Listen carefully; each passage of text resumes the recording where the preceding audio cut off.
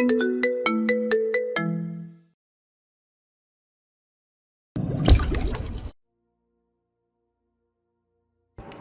12টার নিস্তব্ধতা ভেঙে জানালার ওপাশে একটা সরসর শব্দ হলো। মায়াবতী গভীর ঘুমে, কিন্তু তার অবচেতন মন বলছে কেউ একজন তাকে দেখছে। ঘরের কোণে অন্ধকারের ভেতর থেকে বেরিয়ে এলো একজোড়া জলজলে অ্যাম্বার রঙের চোখ। রুদ্রাক্ষ তার শীতল হাত মায়াবতীর গলার কাছে নিয়ে গেল। তার স্পর্শে বরফের মতো শীতলতা থাকলেও মায়াবতীর শরীরে এক অদ্ভুত উষ্ণতা ছড়িয়ে পড়ল। রুদ্রাক্ষ বিড়বিড় করে বলল, আবার দেখা হলো মায়া, তবে এবার আর তোমার মুক্তি নেই। রাতের নিস্তব্ধতা পুরো শহরটাকে গ্রাস করে নিয়েছে। ঠিক তখনই বনানীর শেষ প্রান্তে অবস্থিত অন্ধকার কুঠির নামের পুরনো জমিদার বাড়িটিতে হঠাৎ আলো জ্বলে উঠল। বাইরে অঝরে বৃষ্টি পড়ছে, সেই সাথে ঝিঝি পোকার ডাক বৃষ্টির শব্দের সাথে মিশে এক অদ্ভুত শব্দের সৃষ্টি করছে। এই বিশাল প্রাসাদের একটা ঘরে জানালার পাশে দাঁড়িয়ে আছে মায়াবতী। মায়াবতীর গায়ের রং যেন শরতের মেঘের মতো শুভ্র, কিন্তু তার চোখের মণিগুলো অদ্ভুতভাবে গাঢ় নীল। পরনে সাদা রঙের এক পাতলা সিল্কের শাড়ি, যা তার শরীরের প্রতিটা ভাঁজকে মায়াবী করে তুলেছে। তার লম্বা কালো চুলগুলো কোমরের নিচ পর্যন্ত এলিয়ে আছে। সে জানালার কাছের ওপাশে বৃষ্টির ঝাপটা দেখছে, কিন্তু তার মন পড়ে আছে এক অজানা ভাবনায়। প্রতি রাতে সে স্বপ্ন দেখে বিশাল এক প্রাসাদ, যার চারিদিকে অসংখ্য সাপ ফনা তুলে আছে, আর তাদের মাঝখানে দাঁড়িয়ে আছে এক দীর্ঘদেহী পুরুষ, যার চোখ দুটো আগুনের মতো জ্বলজ্বলে। মায়া, এখনো ঘুমাসনি মা? পেছন থেকে মায়াবতীর মা সুহাসিনী বেগমের কণ্ঠস্বর ভেসে এলো। সুহাসিনী বেগম একজন সাধারণ নারী হলেও তার চোখে সবসময় একটা চাপা আতঙ্ক কাজ করে, বিশেষ করে যখনই মায়াবতী একা থাকে। মায়াবতী এই শান্ত স্বরে জবাব দিল, ঘুম আসছে না মা, কিন্তু কেন জানি আমার মনে হচ্ছে কেউ একজন আমায় ডাকছে। খুব পরিচিত একটা কণ্ঠ। সুহাসিনী বেগমের হাত থেকে পানির গ্লাসটা পড়ে যেতে যেতেও রক্ষা পেল। তিনি দ্রুত মেয়ের কাছে এসে তার কাঁধে হাত রাখলেন। এসব তোর মনের ভুল। কাল তোর 21তম জন্মদিন, এখন তোর ঘুমানো দরকার। আর মনে রাখিস, কালকের পর থেকে তোকে অনেক বেশি সতর্ক থাকতে হবে। মায়াবতী তার মায়ের চোখের দিকে তাকালো। মায়ের এই লুকোচুরি সে ছোটবেলা থেকে দেখে আসছে, কিন্তু কেন? সে তো একজন সাধারণ মেয়ে, নাকি তার আড়ালে অন্য কিছু লুকিয়ে আছে? ঠিক সেই মুহূর্তে প্রাসাদের পেছনে ঘন জঙ্গলের ভেতর দিয়ে একটা ছায়া অতি দ্রুত বেগে এগিয়ে আসছিল। ঝোপঝাড়ের মাঝ দিয়ে তার চলাচলে কোনো শব্দ নেই, যেন বাতাসের উপর দিয়ে ভেসে আসছে। ঝোপের লতাগুলো তাকে পথ করে দিচ্ছে। কিছু দূর আসার পর ছায়াটা থমকে দাঁড়ায়। মেঘের আড়াল থেকে চাঁদ বেরিয়ে আসতেই দেখা গেল সেই রহস্যময় পুরুষকে। সে আর কেউ নয়, রুদ্রাক্ষ। রুদ্রাক্ষের শরীরের গঠন কোনো সাধারণ মানুষের মতো নয়। সে প্রায় 6.5 ফুট লম্বা। তার গায়ের রং উজ্জ্বল তামাটে, যা অন্ধকার রাতেও চকচক করছে। তার পরনে কালো রঙের একটা সিল্কের দীর্ঘ আলখাল্লা, যার বুকে রূপালী সুতোর সাপের নকশা করা। তার মুখমণ্ডল ধারালো, নাকটা তীক্ষ্ণ এবং চিবুকটা আভিজাত্যে ভরা, কিন্তু সবচেয়ে আকর্ষণীয় হলো তার চোখ। সেই চোখে মায়া নেই, আছে গভীর তৃষ্ণা এবং প্রতিশোধের আগুন। রুদ্রাক্ষ আকাশের দিকে মুখ তুলে বুক ভরে শ্বাস নিল। সে বাতাসে মায়াবতীর গায়ে সেই চিরচেনা সুগন্ধ পাচ্ছে, চন্দন আর শ্বেত পদ্মের ঘ্রাণ। রুদ্রাক্ষ বিড়বিড় করে বলল, সহস্র বছর কেটে গেল মায়া, তুমি নিজেকে লুকিয়েছ মানুষের ভিড়ে, কিন্তু আমার বিষাক্ত অনুরাগ কি তোমাকে মুক্তি দেবে? আজ রাতে তোমার রক্তে মিশে থাকা সেই পুরনো নাগিনী সত্তা আবার জেগে উঠবে। রুদ্রাক্ষের হাতের নখগুলো হঠাৎই বড় হতে শুরু করলো এবং তার হাতের ত্বকে ফুটে উঠতে থাকলো কুচকুচে কালো রঙের হাঁস। সে কোনো সাধারণ মানুষ নয়, সে নাগ বংশের শেষ উত্তরাধিকারী, যার ইশারায় তার রাজ্যে সকল নাগ নাগিনরা মাথা নত করে।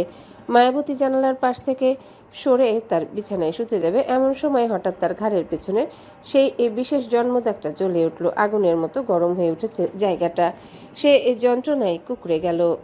আয়নার সামনে দাঁড়িয়ে নিজের ঘাড়ের দিকটা দেখার চেষ্টা করতে সে স্তব্ধ হয়ে গেল। আয়নায় তার প্রতিবিম্বের পিছনে সে দেখল একজোড়া হলুদ রঙের সম্মোহিনী চোখ। মায়াবতী চিৎকার করতে চাইল, কিন্তু তার গলা দিয়ে কোনো শব্দ বের হলো না। সে অনুভব করলো তার ঘরে তাপমাত্রা হঠাৎ হিমাঙ্কের নিচে নেমে গেছে। জানালার পর্দাগুলো অদ্ভুতভাবে উঠছে, যদিও জানালা বন্ধ। হঠাৎ একজোড়া শীতল হাত মায়াবতীর কোমর জড়িয়ে ধরল। সেই হাতের স্পর্শে মায়াবতীর সারা শরীরে বিদ্যুৎ খেলে গেল। সে কাঁপতে কাঁপতে পেছনে ফিরল। সামনে দাঁড়িয়ে আছে এক দীর্ঘদেহী পুরুষ। তার রূপ এতটাই মোহনীয় যে মায়াবতী যেন পলক ফেলতেই ভুলে গেছে। রুদ্রাক্ষের ঠোঁটে এক বাঁকা হাসি দেখা গেল। কে আপনি? আমার ঘরে এলেন কিভাবে?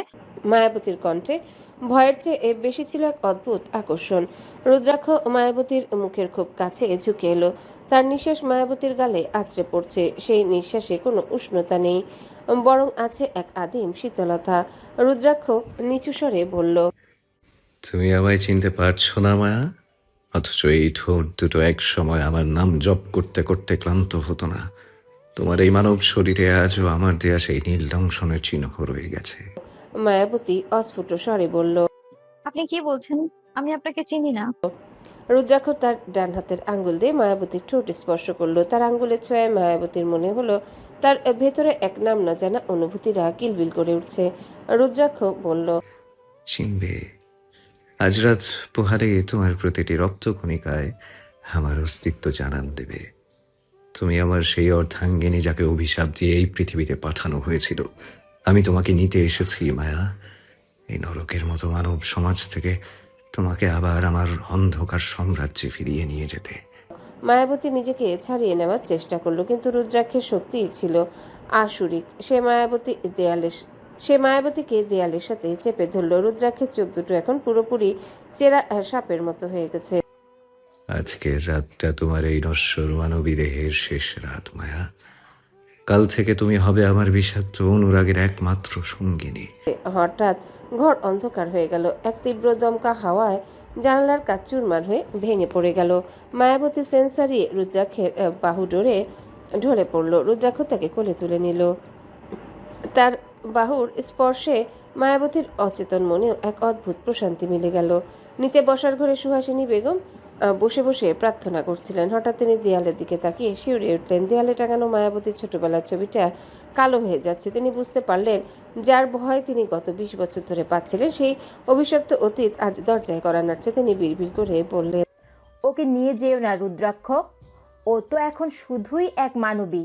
কিন্তু চারিপাশে অদৃশ্য কেউ যেন তাকে ব্যঙ্গ করে বলে গেল, নাগিন কখনোই মানবী হতে পারে না। রক্তের টান যে বড় বেশি বিষাক্ত। সুহাসিনী বেগমের চোখ থেকে তখন অশ্রুকণা গড়িয়ে পড়তে লাগলো। সে নিঃশব্দে 2 হাত দিয়ে মুখ ঢেকে বসে রইল। প্রাসাদের বাইরে তখন বজ্রপাত হচ্ছে। রুদ্রাক্ষ মায়াবতীকে নিয়ে অন্ধকারের ভেতরে অদৃশ্য হয়ে গেল। রেখে গেল শুধু এক ভাঙা আয়না আর বাতাসে ভাসা চন্দনের ঘ্রাণ। রুদ্রাক্ষ চলে যেতে যেতে বলল, যেখানে প্রেম মানেই বিষ আর জীবন মানেই এক অন্তহীন অভিশাপ।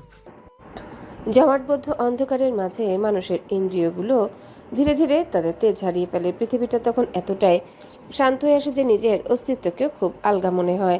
মায়াবতীর যখন জ্ঞান ফিরল, তখন তার নাকে এক তীব্র চন্দনের ঘ্রাণ আছড়ে পড়ল। সে অনুভব করলো সে অত্যন্ত নরম এবং শীতল কোনো কিছুর উপর শুয়ে আছে। চোখ মেলে তাকাতে সে বিস্ময়ে বিমূঢ় হয়ে গেল। এটা কোনো সাধারণ শোবার ঘর নেই। চারিদিকে দেয়ালগুলো কালো পাথরের তৈরি, যাতে খোদাই করা আছে অদ্ভুত সব লতাপাতা আর সাপের নকশা। ঘরের কোণে সোনালি স্ট্যান্ডে জ্বলছে নীলচে আগুনের শিখা, যা পুরো ঘরে এক রহস্যময় আলো ছায়ার খেলা তৈরি করছে। মায়াবতীর উঠে বসার চেষ্টা করতে তার শরীর ব্যথায় রিরি করে উঠল। সে দেখল তার পরনে আগে সেই শাড়িটা নেই। তার বদলে পরানো হয়েছে রক্ত লাল রঙের এক মখমলি পোশাক, যা তার শরীরের সাথে লেপ্টে আছে। জেগে উঠেছো তাহলে? এক গম্ভীর এবং গলার স্বরে জাদুমাখা কণ্ঠ মায়াবতীর কানে এলো। সে চমকে তাকিয়ে দেখলো ঘরের প্রশস্ত ব্যালকনিতে দাঁড়িয়ে আছে রুদ্রাক্ষ। চাঁদের আলো তার পিঠের উপর আছড়ে পড়ছে। রুদ্রাক্ষের পরনে এবার কোনো পোশাক নেই, কোমরে শুধু একটা কালো রেশমি ধুতি জড়ানো। মায়াবতীর নিঃশ্বাস বন্ধ হয়ে আসার উপক্রম। রুদ্রাক্ষের প্রশস্ত পিঠের মাঝখানে ঠিক মেরুদণ্ড বরাবর এক বিশাল সাপের ট্যাটু। সেটা যেন সাধারণ কোনো উল্কি নয়, মনে হচ্ছে একটা জীবন্ত সাপ তার পিঠ বেয়ে উপরের দিকে উঠছে। সাপের প্রতিটা আশ এত নিখুঁতভাবে আঁকা যে মনে হচ্ছে ওটা এখনই নড়ে উঠবে। শুধু তাই নয়, রুদ্রাক্ষের সুঠাম পেশিবহুল ডান হাত জুড়েও পেঁচানো সাপের এক জটিল ট্যাটু রয়েছে। তার কবজি পর্যন্ত নেমে এসেছে। তার হাতের শিরাগুলো নীলচে হয়ে আছে, যা তার পৌরুষকে এক অনন্য মাত্রা দিয়েছে। রুদ্রাক্ষ ধীরে ধীরে মায়াবতীর দিকে এগিয়ে এলো। তার প্রতিটা পদক্ষেপ এক ধরনের রাজকীয় আভিজাত্য। মায়াবতী মন্ত্রমুগ্ধের মতো তার ট্যাটু করা হাতটার দিকে তাকিয়ে রইল। কি দেখছো মায়া? আমার শরীরের এই চিহ্নগুলো, এইগুলো তো তোমারই দেয়া স্মৃতির স্বাক্ষর। রুদ্রাক্ষ মায়াবতীর খুব কাছে এসে বসলো। বিছানাটা রুদ্রাক্ষের ভারে কিছুটা দেবে গেল। মায়াবতী তোতলানো স্বরে বলল, আম- আ- আমি এখানে কেন? আপনি কে? আর আপনার শরীরে এসব কিসের চিহ্ন? রুদ্রাক্ষ এক হাত বাড়িয়ে মায়াবতীর গালের একপাশে আলতো করে আঙ্গুল বুলালো। তার হাতে সেই ট্যাটু করা আঙ্গুলগুলোর স্পর্শে মায়াবতী এক অদ্ভুত শিহরণ অনুভব করলো। রুদ্রাক্ষের চোখ এখন গাঢ় অ্যাম্বার রঙের, যা মায়াবতীর সত্তাকে ভেদ করে যাচ্ছে। রুদ্রাক্ষ নিচু স্বরে বলল, এই চিহ্নগুলো আমাদের বংশের পরিচয়।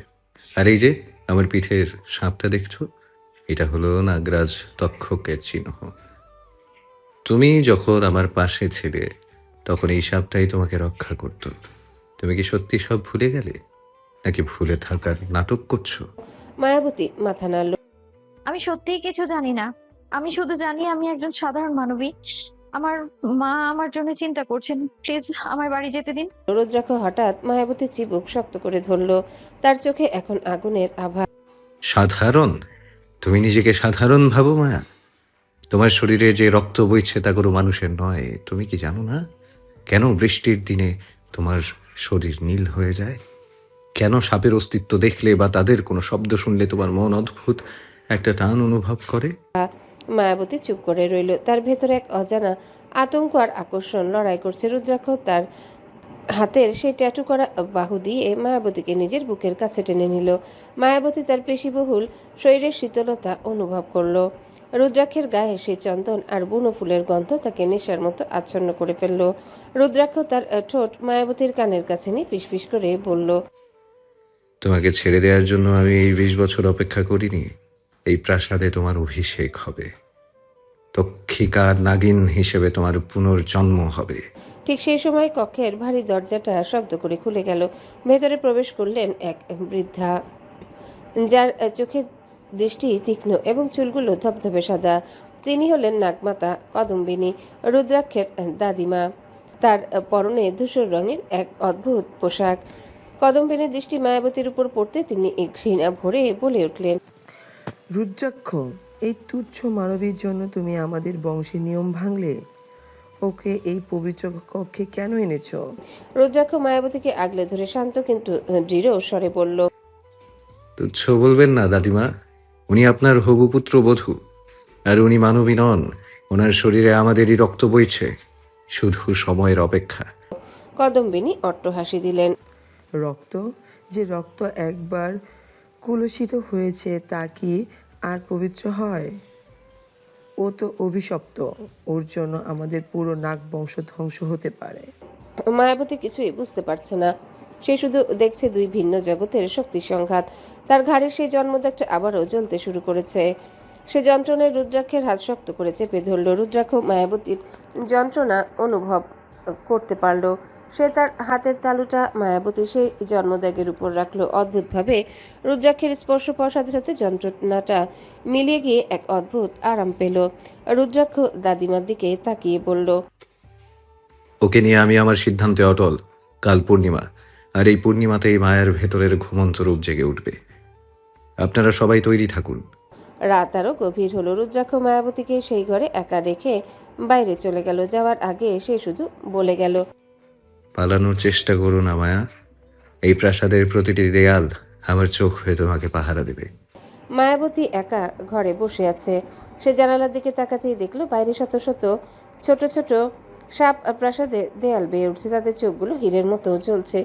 সে ভয়ে বিছানার মাঝখানে গুটিসুটি মেরে বসে রইল। হঠাৎ তার মনে হলো তার শরীরে চামড়া যেন পরিবর্তন হচ্ছে। তার হাতের উপর হালকা রূপালি রঙের আঁশ ফুটে উঠছে, আবারও মিলিয়ে যাচ্ছে। আয়নার সামনে গিয়ে দাঁড়াতেই শিউরে উঠল। তার চোখের মণিগুলো নীল থেকে ধীরে ধীরে গাঢ় সোনালি হয়ে যাচ্ছে। তার অবচেতন মনে এক কণ্ঠ ভেসে এলো, ফিরে এসো, তোমার রাজত্বে ফিরে এসো। তক্ষক তোমার অপেক্ষায় আছে। মায়াবতী নিজের অজান্তেই বিড়বিড় করে উঠল। রুদ্রাক্ষ, সে অন্ধকার প্রাসাদের অলিন্দে দাঁড়িয়ে রুদ্রাক্ষ তার পিঠে ট্যাটুটাতে হাত বুলালো। সাপটা যেন তার স্পর্শে নড়ে উঠল। রুদ্রাক্ষের মুখে ফুটে উঠল এক বিজয়ীর হাসি। খেলার শুরুটা মাত্র হলো, শেষটা হৃদয়ের রক্তিম ভালোবাসায়।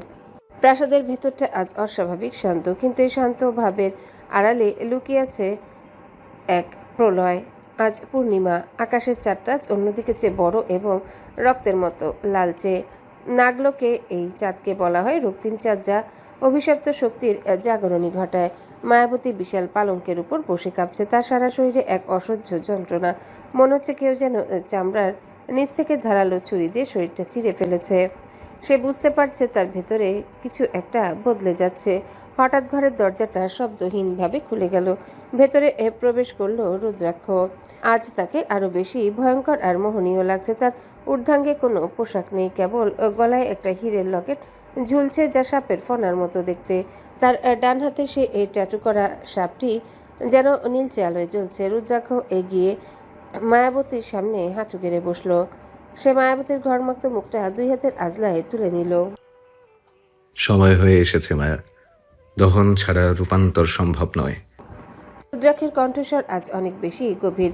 মায়াবতী এ যন্ত্রণায় কাতর হয়ে বলল, আমার মেরে ফেলুন রুদ্রাক্ষ, এই কষ্ট সইতে পারছি না আমি। আমার মনে হচ্ছে আমার শরীরে আগুন জ্বলছে। মায়ের কথায় রুদ্রাক্ষ হাসলো, এক বিষাদময় হাসি। সে তার হাতের বুড়ো আঙ্গুল দিয়ে মায়াবতীর ঠোঁট স্পর্শ করল। এই আগুনে যে তোমাকে দহন হতেই হবে মায়া। আমাদের মিলনের পথে যে মানবীরা আবরণ বাধা হয়ে দাঁড়িয়ে আছে, তাকে তো পুড়তেই হবে।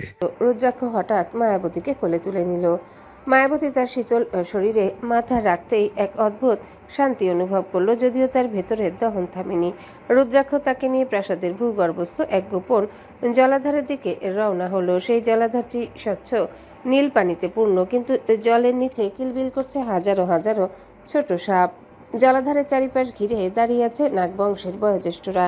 সবার মাঝখানে আসীন রুদ্রাক্ষের বাবা এবং নাগকুলের বর্তমান অধিপতি কালভৈরব। কালভৈরবের চেহারা রুদ্রাক্ষের মতোই কঠোর, কিন্তু তার চোখে মায়ার লেশমাত্র নেই। তার পরনে রাজকীয় সোনালী পোশাক আর হাতে একটা রাজদণ্ড, যার মাথায় একটা বিশাল মণি জ্বলছে। রুদ্রাক্ষ মায়াবতীকে নিয়ে জলাধারের সামনে দাঁড়াতেই কালভৈরব গর্জে উঠলেন, রুদ্রাক্ষ, এই অসুচি মানবীকে এখানে আনার সাহস কিভাবে হলো তোমার? পূর্ণিমার এই পবিত্র ক্ষণে কোনো মানুষের উপস্থিতি আমাদের পূর্বপুরুষের অপমান। রুদ্রাক্ষ নির্ভীক চিত্তে তার পিতার চোখের দিকে তাকালো। পিতা, আপনি যাকে মানবী বলছেন সে আসলেই আমাদের হারিয়ে যাওয়া রত্ন। আজ এই রক্তিম চাঁদের আলোয় তার আসল রূপ আপনি নিজেই দেখতে পাবেন। কালভৈরব অবজ্ঞার সাথে বললেন, যদি সেই রূপান্তর হতে ব্যর্থ হয়, তবে এই জলাধারে বিষধর সাপগুলো তাকে মুহূর্তেই গ্রাস করবে। তুমি কি সেই সূচিকে নিতে রাজি? রুদ্রাক্ষ মায়াবতীর কপালে একটা চুমু খেলো। সেই স্পর্শে যেন বিদ্যুৎ তরঙ্গ খেলে গেল মায়াবতীর শরীরে। রুদ্রাক্ষ বিড়বিড় করে মায়াবতীর কানে বলল, ভয় পেও না মায়া, নিজেকে সমর্পণ করো আমার কাছে। মনে রেখো, তুমি কোনো সাধারণ মানবী নও, তুমি আমার অর্ধেক। বলেই রুদ্রাক্ষ মায়াবতীকে জলাধারে সেই নীল জলে ছেড়ে দিল। জলে পড়তেই মায়াবতী তলিয়ে যেতে লাগলো। চারিদিকে সাপগুলো তাকে ঘিরে ধরলো, কিন্তু অদ্ভুত ব্যাপার, সাপগুলো তাকে দংশন করার বদলে তার শরীরের চারিদিকে এক ঘূর্ণি তৈরি করলো। আকাশে সেই রক্তিম চাঁদের আলো যখন সোজা জলাধারের উপর পড়লো, তখন মায়াবতীর আর্তনাদে পুরো প্রাসাদ কেঁপে উঠল। তার পায়ের দিক ধীরে ধীরে জোড়া লেগে যাচ্ছে। তার শুভ্র চামড়া ভেদ করে বেরিয়ে আসছে ফিরোজা রঙের উজ্জ্বল আঁশ। তার সাধারণ নখগুলো হয়ে উঠছে তীক্ষ্ণ এবং রূপালী। রুদ্রাক্ষের উপর থেকে সব দেখছিল। তার চোখে আনন্দ আর তৃষ্ণার এক অদ্ভুত মিশ্রণ। সে দেখলো জলাধারের নিচে থাকা মায়াবতীর সেই সাধারণ মানবী সত্তাটি বিলুপ্ত হয়ে যাচ্ছে এবং জন্ম নিচ্ছে এক অপূর্ব সুন্দরী নাগিন। মায়াবতী যখন পানি থেকে মাথা তুলল, তখন তার রূপ দেখে স্বয়ং কালভৈরবও স্তব্ধ হয়ে গেলেন। মায়াবতীর চুলগুলো এখন কোমর ছাপিয়ে অনেক নিচে। তার চোখ দুটো পুরোপুরি সোনালি, আর তার শরীরের নিচের অংশটি একটি বিশাল ফিরোজা রঙের সাপের লেজে পরিণত হয়েছে। সে এখন অর্ধেক মানব আর অর্ধেক নাগিন। মায়াবতী জলাধারে সিঁড়ি বেয়ে উপরে উঠে এলো। তার প্রতিটা নড়াচড়ে এক আদিম বন্যতা। সে সরাসরি রুদ্রাক্ষের সামনে গিয়ে দাঁড়ায়। তার চোখে এখন আর ভয় নেই, আছে এক গভীর তৃষ্ণা। রুদ্রাক্ষ এগিয়ে এসে মায়াবতীর হাত ধরল। মায়াবতীর শীতল স্পর্শ রুদ্রাক্ষের রক্তে আগুন জ্বালিয়ে দিল। স্বাগত জানাই নাগকুমারী মায়াবতী। রুদ্রাক্ষ নিচু স্বরে বলল। মায়াবতী রুদ্রাক্ষের চোখের দিকে তাকিয়ে কোমল ও মোহনীয় ভাবে হাসলো। তার কণ্ঠস্বর এখন অনেক বেশি সুরেলা কিন্তু ধারালো। সে রুদ্রাক্ষের বুকে হাত রেখেই বলল, তক্ষক, আমি ফিরে এসেছি। পুরো নাগমহলে সবাই নিস্তব্ধ। কালভৈরব মনে মনে চিন্তা করলেন এই মিলন কেবল একটা প্রেম নয়, এ এক ধ্বংসাত্মক ঝড়ের পূর্বাভাস। রুদ্রাক্ষ মায়াবতীর কোমরে হাত জড়িয়ে তাকে নিজের দেহের সাথে মিশিয়ে নিল। তার হাতটা মায়াবতীর ফিরোজা রঙের লেজের উপর সর্পিল গতিতে ঘুরে বেড়াতে লাগলো। আজ থেকে তুমি শুধু আমার। কোনো মানুষ, কোনো দেবতা বা কোনো দানব তোমাকে আমার কাছ থেকে ছিনিয়ে নিতে পারবে না। আমাদের এই বিষাক্ত প্রেমই হবে এই পৃথিবীর শেষ ইতিহাস।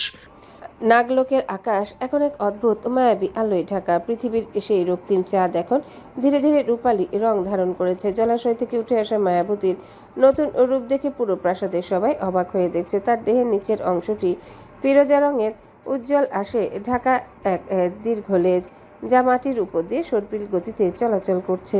কিন্তু শরীরের উপরিভাগ একজন অতি মানব সুন্দরীর মতন। রুদ্রাক্ষ এক পা করে মায়াবতীর দিকে এগিয়ে গেল। সে মায়াবতীর সামনে এসে দাঁড়াতেই মায়াবতী মাথা উঁচু করে তার দিকে তাকালো। তার সোনালী চোখের মণি এখন নেশাতুর।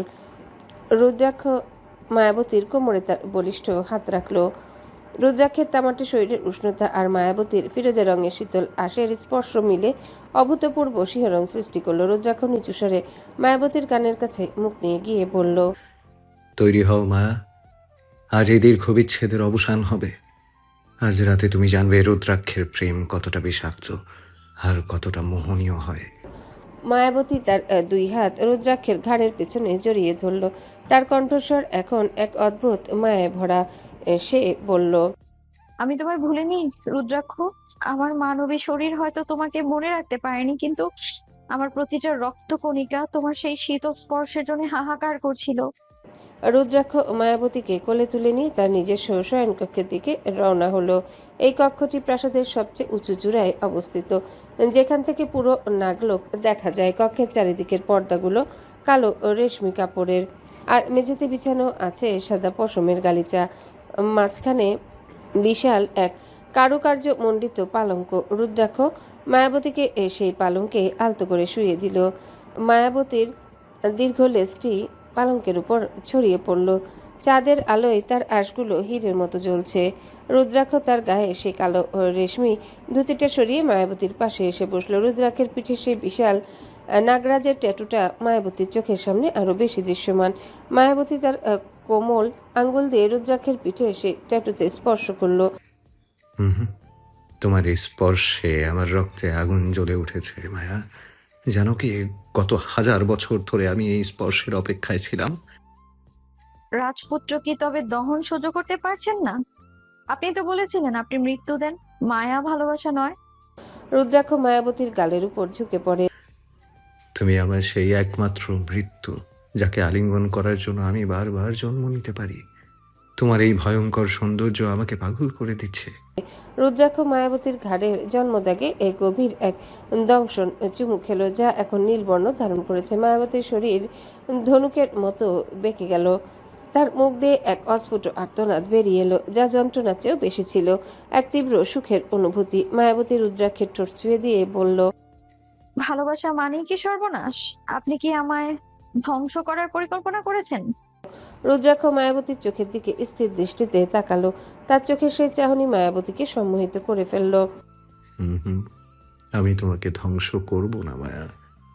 আমি তোমাকে আমার মাঝে বিলীন করে দেব। আমাদের এই বিষাক্ত প্রেম হবে পৃথিবীর শ্রেষ্ঠ ইতিহাস। রুদ্রাক্ষ মায়াবতীর কপালে চুম্বন দিয়ে আরো বলল, শোনো মায়া, মানুষের ভালোবাসা হয় মোমের মতো, যা সময়ের সাথে গলে যায়। কিন্তু আমাদের ভালোবাসা হলো আগুনের শিখার মতো, যা সব কিছু পুড়িয়ে ছাই করে দেয়, কিন্তু নিজে কখনো নিস্তেজ হয়ে যায় না। রুদ্রাক্ষ মায়াবতীর শরীরের সাথে মিশে যেতে চাইল। সে মায়াবতী ঠোঁটের খুব কাছে এসে ফিসফিস করে বলল, প্রতিটা মুহূর্তে, প্রতিটা নিঃশ্বাসে আমি তোমাকে মনে করিয়ে দেব যে তুমি আমার ভালোবাসার কসম মায়া। আমাদের এই প্রেম দীর্ঘ জীবন বেঁচে থাকবে। বাইরে তখন ঝড়ো হাওয়া বইছে। প্রাসাদের নিচে কালভৈরব আর নাগমাতারা ভয়ে আর বিস্ময়ে কাঁপছেন, কারণ তারা জানেন রুদ্রাক্ষ আর মায়াবতীর এই মিলন কেবল প্রেম নয়, এটি এক আদিম শক্তির জাগরণ, যা পুরো পৃথিবী ও নাগলোককে ওলটপালট করে দিতে পারে। রাতের গভীরতা বাড়তে লাগলো। বাইরে তখন কালবৈশাখীর তাণ্ডব। আর রুদ্রাক্ষের কক্ষের ভিতরে বইছে এক নিষিদ্ধ নেশার ঝড়। চন্দনের ঘ্রাণটা এখন মায়াবতীর শরীরে এক অদ্ভুত উন্মাদনা জাগিয়ে তুলছে। রুদ্রাক্ষের প্রতিটা নিঃশ্বাস তার ঘাড়ের কাছে তপ্ত আগুনের মতো বিচ্ছে।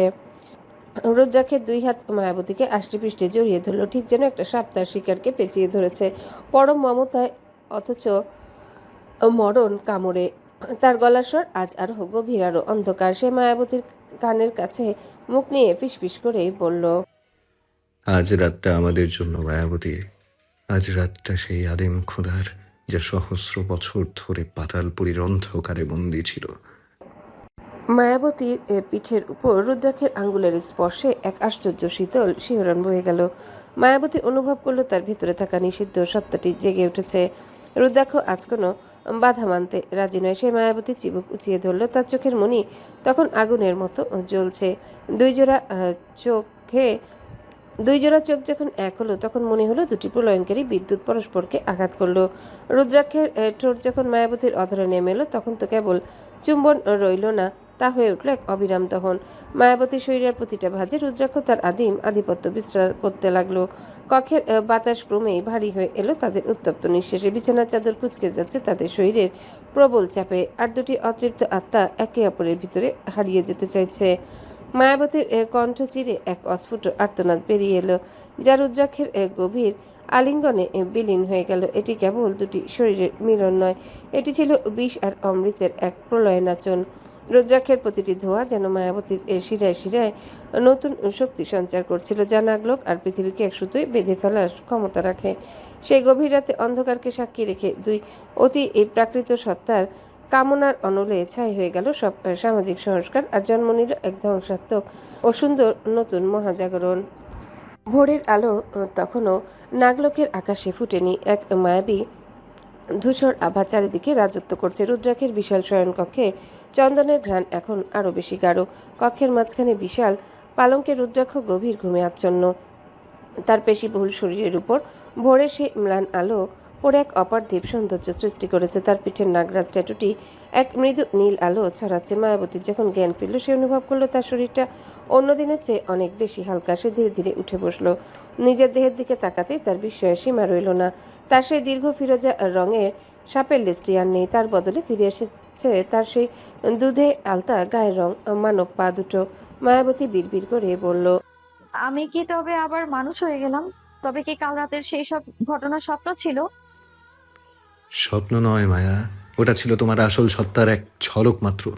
রুদ্রাক্ষের গম্ভীর আর মোহনীয় কণ্ঠস্বর মায়াবতীর কানে এলো। সে তাকিয়ে দেখলো রুদ্রাক্ষ এক হাত মাথার নিচে দিয়ে শুয়ে থেকে তার দিকে তাকিয়ে আছে। তার চোখে সে চেরা মণিগুলো এখন সাধারণ মানুষের মতো গোল, কিন্তু তাতে এক আদিম তৃষ্ণা এখনো লেগে আছে। রুদ্রাক্ষ উঠে মায়াবতীর খুব কাছে এসে বসলো। তার তামাটে হাতের আঙ্গুল দিয়ে সে মায়াবতীর অবিন্যস্ত চুলগুলো কানের পিছনে গুঁজে দিল। সূর্যোদয়ের সাথে সাথে আমাদের রূপান্তরের শক্তি কমে যায়। আমরা মানুষের মাঝে মিশে যাওয়ার জন্য আবার এই নশ্বর মানবী রূপ ধারণ করি। কিন্তু তোমার ভেতরে এখন আমার বিষ বইছে মায়া। আয়নার দিকে তাকিয়ে দেখো। মায়াবী দ্রুত উঠে আয়নার সামনে দাঁড়ালো। সে দেখলো তার গলার ঠিক নিচে, যেখানে রুদ্রাক্ষ গত রাতে দংশন চুমু দিয়েছিল, সেখানে একটা ছোট্ট সাপের মতো নীলচে দাগ স্থায়ীভাবে বসে গেছে। ওটা সাধারণ ক্ষত নয়, ওটা রুদ্রাক্ষের মালিকানার চিহ্ন। মায়াবতী আয়নায় নিজের প্রতিবিম্ব দেখে বলল, এই চিহ্ন কি সারা জীবন থেকে যাবে? সবাই দেখলে কি ভাববে? রুদ্রাক্ষ মায়াবতীর পিছনে এসে দাঁড়িয়ে তার কাঁধে থুতনি রেখে বলল, সবাই কি ভাববে তাতে আমার কিচ্ছু যায় আসে না। এই চিহ্নটা হলো তোমার রক্ষা কবচ। পৃথিবীর কোনো বিষধর সাপ তোমাকে স্পর্শ করার সাহস পাবে না, কারণ তারা তোমার শরীরে আমার ঘ্রাণ পাবে। ঠিক সেই সময় কক্ষের ভারী মেহগনি কাঠের দরজাটা সশব্দে খুলে গেল। কোনো অনুমতি ছাড়াই ভেতরে প্রবেশ করলো এক তরুণী। তার পরনে কালো রঙের আটশাট পোশাক, কানে সোনার দুল, আর চোখে এক ক্রুর চাহনি। সে হলো সর্পিকা, রুদ্রাক্ষের ছোট বোন। সর্পিকা নাগলোকের অত্যন্ত অহংকারী এবং শক্তিশালী নাগিনী। সে মায়াবতীকে ঘৃণা করে, কারণ সে মনে করে মায়াবতী অভিশপ্ত এবং তার কারণেই তাদের বংশের সম্মান ধুলোয় মিশবে। ভাইজান, এখনো এই অসহ্য মানবীকে নিয়ে এই ঘরে পড়ে আছো? পিতা নিচে তোমার জন্য অপেক্ষা করছেন। আজ নাগলোকে পবিত্র এক উৎসব হবে, আর তুমি কি না এই মেয়ের মায়ায় বন্দী হয়ে আছো? রুদ্রাক্ষের চোয়াল শক্ত হয়ে গেল। সে মায়াবতীকে নিজের আড়ালে সরিয়ে নিয়ে সর্পিকার দিকে এলো। রুদ্রাক্ষের গলার স্বর হঠাৎ বরফের মতো শীতল হয়ে গেল। শার্পিকা আমার ঘরে ঢোকার আগে অনুমতি নিতে হয়, এটা কি ভুলে গেছো? আর মায়াকে কি সম্বোধন করবে সেটা ভেবে কথা বলো। সেই নাগলোকের ভবিষ্যৎ রানী। সর্পিকা উপহাসের হাসি দিয়ে বলল, রানী? ও তো একটা পতিতা নাগিন ছিল, যাকে অভিশাপ দিয়ে পৃথিবীতে পাঠিয়েছিল। ও শরীরে মানুষের রক্ত বইছে ভাইজান। ও আমাদের পবিত্র সিংহাসনের যোগ্য নয়। মায়াবতী সর্পিকার কথা শুনে থমকে গেল। সে অস্ফুট স্বরে বলল, পতিতা নাগিন, অভিশাপ? রুদ্রাক্ষ, ও কি বলছে এসব? রুদ্রাক্ষ সর্পিকার দিকে এক পা এগিয়ে গেল। শার্পিকা, মুখ সামলে কথা বলো। ওর অতীত আমি জানি, আর সেই অতীতের দায়ভার আমার। বের হয়ে যাও এখান থেকে। সর্পিকা দমল না। সে মায়াবতীর দিকে এক বিষাক্ত নজর হেনে বলল, বেশি দিন এই সাজানো সুখে থাকতে পারবে না মায়া। তোমার রক্তের ভেতরে যে অভিশাপ আছে, তা যেদিন জেগে উঠবে সেদিন এই রুদ্রাক্ষই তোমাকে নিজের হাতে ভস্ম করে দেবে, মনে রেখো। বলে এ তক্ষী ঝড়ের বেগে ঘর থেকে বেরিয়ে গেল। ঘরের ভিতরে এক থমথমে নিস্তব্ধতা নেমে এলো। মায়াবতী কাঁপতে কাঁপতে রুদ্রাক্ষের হাত ধরল। তার চোখের কোণে পানি। রুদ্রাক্ষ, আমি কে? আমার অতীত কি ছিল? কেন অভিশপ্ত বলছে আমায়? রুদ্রাক্ষ মায়াবতীকে পরম মমতায় জড়িয়ে ধরল।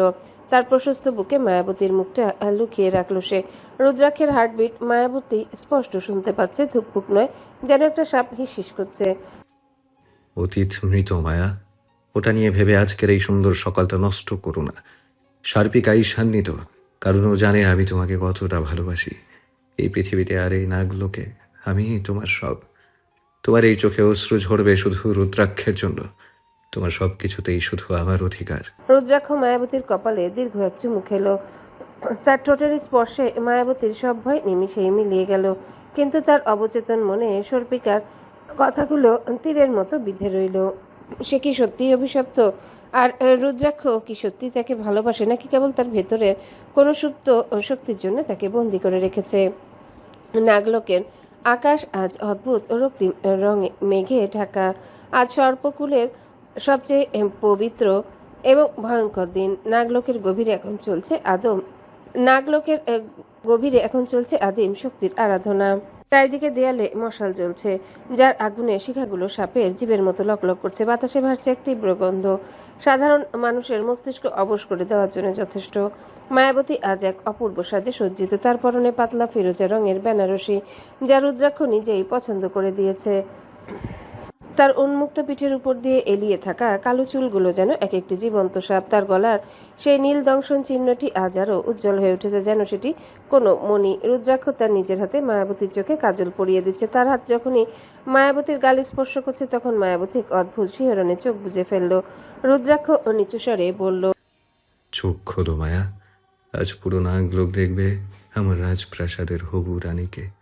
আজ কেউ তোমার দিকে চোখ তুলে তাকানোর সাহস করবে না। আমার খুব ভয় করছে রুদ্রাক্ষ। শার্পিকার কথাগুলো আমার কানে বাজছে। আমি কি সত্যি অভিশপ্ত? আর যদি সবাই আমাকে মেনে না নেয়? রুদ্রাক্ষ কাজলের কাঠিটা সরিয়ে রেখে মায়াবতী চিবুকটা আলতো করে উঁচিয়ে ধরল। তার চোখে সেই চেরা মণি দুটো আগুনের মতো জ্বলছে। নাগলোকে কেবল একজনের ইচ্ছা চলে, আর সে হলো এই রুদ্রাক্ষ। যারা তোমাকে মেনে নেবে না, তাদের স্থান হবে এই প্রাসাদের নিচে থাকা তপ্ত তেলের কড়াইয়ে। মনে রেখো মায়া, তুমি আমার বিষের অংশ। রুদ্রাক্ষের বলা কথাগুলো মায়াবতীর হৃৎপিণ্ডের গতি বাড়িয়ে দিল। মায়াবতী অনুভব করল রুদ্রাক্ষের ভালোবাসার গভীরতা। প্রাসাদের মূল চত্বরে আজ নাগ বংশের হাজার হাজার সদস্য সমবেত হয়েছে। সবার দৃষ্টি আজ সেই মানবীর দিকে, যাকে রুদ্রাক্ষ নাগলোকে নিয়ে এসেছে। মায়াবতী যখন রুদ্রাক্ষের হাত ধরে সিঁড়ি দিয়ে নামছিল, তখন পুরো সভায় এক পিনপতন নীরবতা নেমে এলো। কাল ভৈরবী তার সিংহাসনে বসে তীক্ষ্ণ দৃষ্টিতে তাদের দেখছিলেন। তার পাশে দাঁড়িয়ে থাকা সর্পিকার মুখে এক পৈশাচিক হাসি। সর্পিকা আস্তা চুলে এক বিশেষ ধরনের জবা ফুল গুজেছে, যা আসলে এক প্রকার মরণঘাতী বিষাক্ত লতা থেকে তৈরি। কালভৈরব উঠে দাঁড়িয়ে গম্ভীর স্বরে বললেন, রুদ্রাক্ষ, নাগবংশের এই পবিত্র মুহূর্তে আমরা পূর্বপুরুষদের তুষ্ট করতে চাই, কিন্তু এই মানবী যদি আমাদের উৎসবে কোনো বিঘ্ন ঘটায়, তবে তার শাস্তি হবে মৃত্যু। তুমি কি প্রস্তুত? রুদ্রাক্ষ মায়াবতীর হাত আরো শক্ত করে ধরল। পিতা, মায়া কোনো বিঘ্ন নয়, সেই আরাধনার অংশ। আজ থেকে সে এই কুলের সুরক্ষা পাবে। উৎসব শুরু হলো। নিয়ম অনুযায়ী হবু রানীকে একটা বিশাল একটা স্বর্ণপাত্রে রাখা পবিত্র দুধ ও বিষের মিশ্রণে হাত ধুতে হয়। যদি সে সত্যিকারের নাগিনী হয় তবে সেই বিষ তাকে স্পর্শ করবে না, আর যদি সে সাধারণ মানবী হয় তবে তার হাত মুহূর্তে পচে গলে যাবে। সর্পিতা আগে থেকে সে পাত্রে কালকুট নামক এক অতি ভয়ঙ্কর বিষ মিশিয়ে রেখেছিল, যা সাধারণ সাপেদের জন্য প্রাণঘাতী। সে মনে মনে হাসছিল। আজ তোর মানবী রূপের দম্ভ শেষ হবে মায়া। ভাই জানো তোকে বাঁচাতে পারবে না। মায়াবতী যখন পাত্রের দিকে এগিয়ে যায় তখনই তার ভেতরটা অজানা আশঙ্কায় কেঁপে ওঠে। সে রুদ্রাক্ষের দিকে তাকালো। রুদ্রাক্ষের চোখে এক অবিচল বিশ্বাস। মায়াবতী তার দুধে আলতা হাত দুটো সেই নীলচে তরলের দিকে বাড়ালো। পাত্রের কাছে যেতে তার ঘাড়ে সেই নীল দাগটা তীরের মতো বিঁধতে শুরু করলো। সে অনুভব করলো তার ভিতরে সেই গত রাতের দহন আবারও শুরু হয়েছে। হঠাৎ মায়াবতীর স্পর্শ করার ঠিক এক মুহূর্তে রুদ্রাক্ষের পিঠে সেই বিশাল নাগরাজ থেকে একটা অদৃশ্য নীল রশ্মি নির্গত হলো। রুদ্রাক্ষ বুঝতে পেরেছিল কোনো একটা গোলমাল আছে। সে মায়াবতীর হাত নিজের হাত দিয়ে চেপে ধরে একসাথে সেই পাত্রে ডুবিয়ে দিল। ঠিক তখনই এক তীব্র বিস্ফোরণের মতো শব্দ হলো। পুরো পাত্রের তরল মুহূর্তে টকটকে লাল হয়ে গেল। তক্ষী চিৎকার করে পিছিয়ে গেল। এই কি সম্ভব? কালকুট বিষও তাকে স্পর্শ করলো না। মায়াবতী দেখলো তার হাত পচে যাওয়া তো দূর, তার চামড়া আরো বেশি উজ্জ্বল হয়ে উঠেছে। আর রুদ্রাক্ষের হাতের সেই সাপটি এখন পুরোপুরি জীবন্ত হয়ে নড়চড় করছে। রুদ্রাক্ষের চোখ রক্তবর্ণ ধারণ করেছে। সে সর্পিকার দিকে তাকে কৈশাচিক হাসি হাসলো। রুদ্রাক্ষ ধীর পায়ে সর্পিকার দিকে এগিয়ে গেল। পুরো সভার লোকজন ভয়ে মাথা নিচু করে ফেললো।